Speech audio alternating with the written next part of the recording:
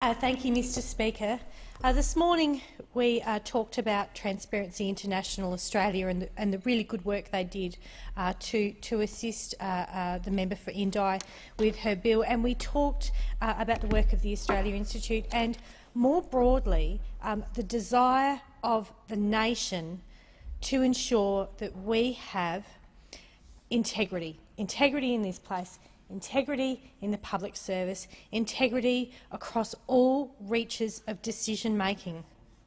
And I concur with the member for Kennedy and say, look, firstly, we absolutely need bipartisan support of this. And the member for Indi is right. The only team that is holding this back is the government.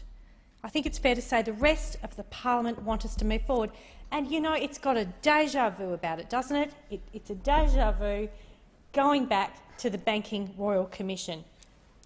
Scores of times the government voted against this. The government said, nothing to see here. Rank socialism is what the former Prime Minister said with respect to a Banking Royal Commission. But what we have uncovered is that it is much needed and should have happened years ago. And I believe the same will happen with the National Integrity Commission. But if the Prime Minister doesn't want to listen to the crossbench, if he doesn't want to listen to really everyone in the parliament apart from his own front bench, and if the Prime Minister is not paying any attention to what happened in Victoria over the weekend, I would urge the Prime Minister and indeed the government to listen to the story of the 34 former judges, former Australian judges, eminent people who, in quite an unprecedented manner, wrote an open letter to the Prime Minister for the establishment of a National Integrity Commission, and I wish to read into Hansard just some of the letter. Confidence and trust in the government and public institutions is at an all-time low. When this confidence and trust is diminished, pessimism, divisiveness and conflict increase, and social cohesiveness is harmed. As a result, the economy and the welfare of all Australians suffer.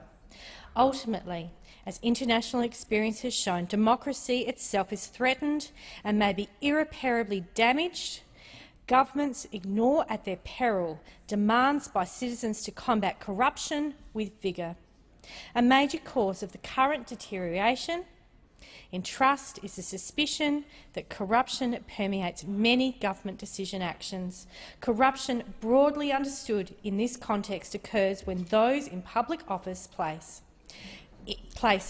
private interests over the public good.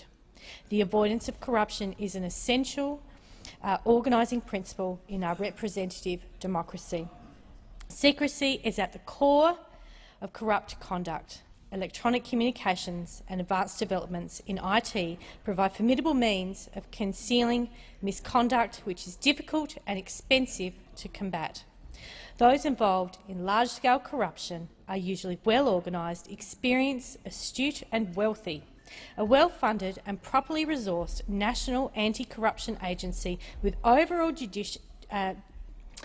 adjudication to investigate all public decisions and conduct, and with appropriate powers and protections is needed to combat them. The price of freedom, and the freedom includes the living in a society free from corruption, is eternal vigilance.